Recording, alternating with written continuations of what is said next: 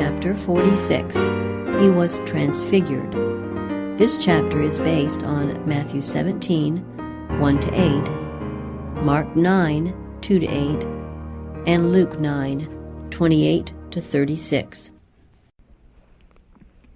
Evening is drawing on as Jesus calls to his side 3 of his disciples, Peter, James, and John, and leads them across the fields and far up a rugged path to a lonely mountainside.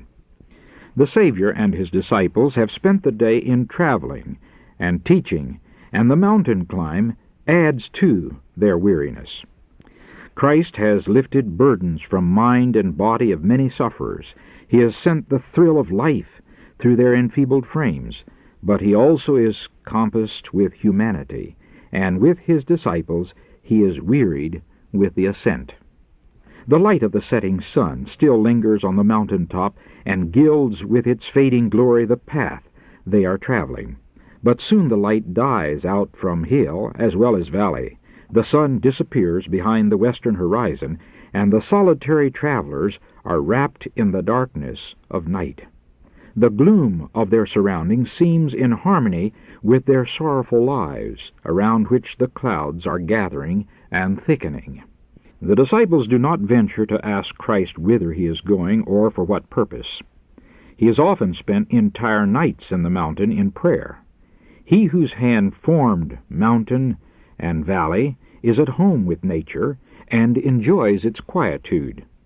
The disciples follow where Christ leads the way, yet they wonder why their Master should lead them up this toilsome ascent when they are weary and when he too is in need of rest. Presently Christ tells them that they are now to go no farther. Stepping a little aside from them, the man of sorrows pours out his supplications with strong crying and tears. He prays for strength to endure the test in behalf of humanity. He must himself gain a fresh hold on omnipotence, for only thus can he contemplate the future. And he pours out his heart longings for his disciples, that in the hour of the power of darkness their faith may not fail. The dew is heavy upon his bowed form, but he heeds it not. The shadows of night gather thickly about him, but he regards not their gloom. So the hours pass slowly by. At first the disciples unite their prayers with his in sincere devotion, but after a time they are overcome with weariness, and even while trying to retain their interest in the scene, they fall asleep. Jesus has told them of his sufferings. He has taken them with him that they might unite with him in prayer. Even now he is praying for them.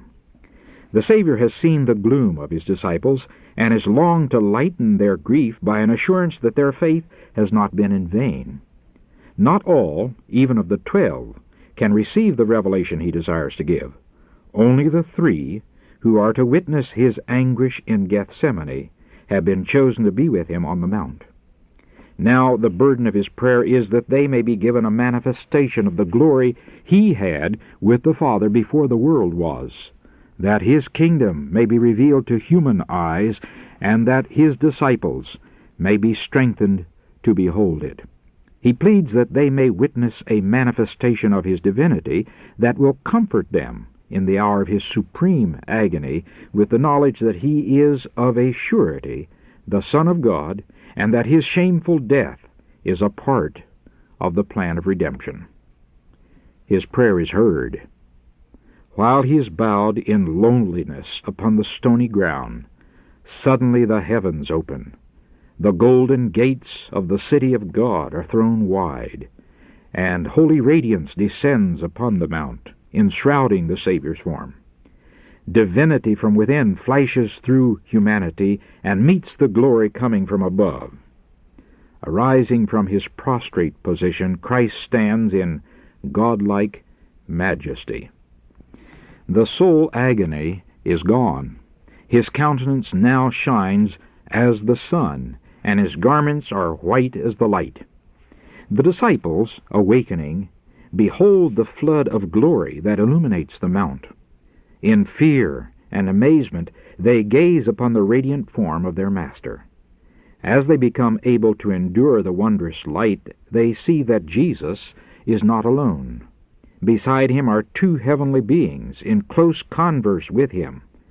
They are Moses, who upon Sinai had talked with God, and Elijah, to whom the high privilege was given, granted to but one other of the sons of Adam, never to come under the power of death. Upon Mount Pisgah, 15 centuries before, Moses had stood gazing upon the land of promise. But because of his sin at Meribah, it was not for him to enter there. Not for him was the joy of leading the host of Israel into the inheritance of their fathers. His agonized entreaty, "I pray thee, let me go over and see the good land that is beyond Jordan, that goodly mountain and Lebanon," Deuteronomy chapter 3, verse 25, was refused. The hope that for 40 years had lighted up the darkness of the desert wanderings must be denied. A wilderness grave was the goal of those years of toil and heart-burdening care. But he who is able to do exceeding abundantly above all that we ask or think, Ephesians chapter 3, verse 20, had in this measure answered his servant's prayer. Moses passed under the dominion of death, but he was not to remain in the tomb. Christ himself called him forth to life. Satan the tempter had claimed the body of Moses because of his sin, but Christ the Saviour brought him forth from the grave. Jude chapter 9. Moses upon the Mount of Transfiguration was a witness to Christ's victory over sin and death. He represented those who shall come forth from the grave at the resurrection of the just. Elijah, who had been translated to heaven without seeing death, represented those who will be living upon the earth at Christ's second coming, and who will be changed in a moment, in the twinkling of an eye, at the last trump, when this mortal must put on immortality, and this corruptible must put on incorruption. 1 Corinthians chapter 15, verses 51 through 53. Jesus was clothed with the light of heaven, as he will appear when he shall come the second time without sin unto salvation. For he will come in the glory of his Father with the holy angels. Hebrews chapter 9, verse 28, and Mark chapter 8, verse 38. The Saviour's promise to the disciples was now fulfilled. Upon the mount, the future kingdom of glory was represented in miniature. Christ the King, Moses a representative of the risen saints, and Elijah of the translated ones. The disciples do not yet comprehend the scene, but they rejoice that the patient teacher, the meek and lowly one, who has wandered to and fro, a helpless stranger, is honored by the favored ones of heaven. They believe that Elijah has come to announce the Messiah's reign, and that the kingdom of Christ is about to be set up on the earth. The memory of their fear and disappointment they would banish forever. Here, where the glory of God is revealed, they long to tarry. Peter exclaims, "Master, it is good for us to be here, and let us make 3 tabernacles, one for thee, and one for Moses, and one for Elias." The disciples are confident that Moses and Elijah have been sent to protect their master and to establish his authority as king. But before the crown must come the cross. Not the inauguration of Christ as king, but the decease to be accomplished at Jerusalem is the subject of their conference with Jesus. Bearing the weakness of humanity and burdened with its sorrow and sin, Jesus walked alone in the midst of men. As the darkness of the coming trial pressed upon him, he was in loneliness of spirit in a world that knew him not. Even his loved disciples, absorbed in their own doubt and sorrow and ambitious hopes, had not comprehended the mystery of his mission. He had dwelt amid the love and fellowship of heaven, but in the world that he had created, he was in solitude. Now heaven had sent its messengers to Jesus, not angels, but men who had endured suffering and sorrow, and who could sympathize with the Savior in the trial of his earthly life. Moses and Elijah had been co-laborers with Christ. They had shared his longing for the salvation of men. Moses had pleaded for Israel, "Yet now, if thou wilt, forgive their sin, and if not, blot me, I pray thee, out of thy book which thou hast written." Exodus chapter 32, verse 32. Elijah had known loneliness of spirit, as for 3 years and a half of famine he had borne the burden of the nation's hatred and its woe. Alone he had stood for God upon Mount Carmel. Alone he had fled to the desert in anguish and despair. These men, chosen above every angel around the throne, had come to commune with Jesus concerning the scenes of his suffering, and to comfort him with the assurance of the sympathy of heaven. The hope of the world, the salvation of every human being, was the burden of their interview. Through being overcome with sleep, the disciples heard little of what passed between Christ and the heavenly messengers. Failing to watch and pray, they had not received that which God desired to give them, a knowledge of the sufferings of Christ and the glory that should follow. They lost the blessing that might have been theirs through sharing his self-sacrifice. Slow of heart to believe were these disciples, little appreciative of the treasure with which heaven sought to enrich them. Yet they received great light. They were assured that all heaven knew of the sin of the Jewish nation in rejecting Christ. They were given a clearer insight into the work of the Redeemer.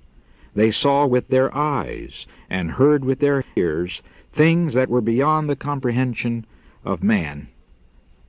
They were eyewitnesses of his majesty, 2 Peter chapter 1, verse 16, and they realized that Jesus was indeed the Messiah, to whom patriarchs and prophets had witnessed, and that he was recognized as such by the heavenly universe. While they were still gazing on the scene upon the mount, a bright cloud overshadowed them, and behold, a voice out of the cloud which said, "This is my beloved Son, in whom I am well pleased. Hear ye him." As they beheld the cloud of glory, brighter than that which went before the tribes of Israel in the wilderness, as they heard the voice of God speak in awful majesty that caused the mountain to tremble, the disciples fell smitten to the earth. They remained prostrate, their faces hidden, till Jesus came near and touched them, dispelling their fears with his well-known voice, "Arise, and be not afraid."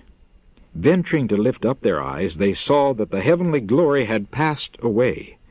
The forms of Moses and Elijah had disappeared. They were upon the mount, alone with Jesus. Chapter 46. He was transfigured. This chapter is based on Matthew 17, 1-8, Mark 9, 2-8, and Luke 9, 28-36.